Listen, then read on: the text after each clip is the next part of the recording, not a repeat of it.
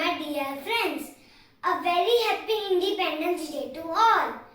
Today, we remember our brave freedom fighters and thank the soldiers who protect our borders day and night. Everyone wants to live in the best country. But to make India the best, we all must do our part. Even small hands like mine can build a big nation. Here are simple things we all should promise to do. Keep our surroundings clean, save water and plant more trees, respect teachers, elders and friends, help needy people whenever you can, always work hard and speak the truth. When we do this, we will make a clean India, green India, kind India and happy India.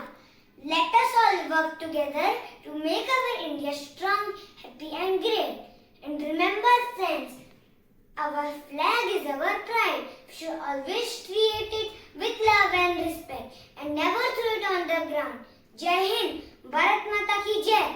Thank you.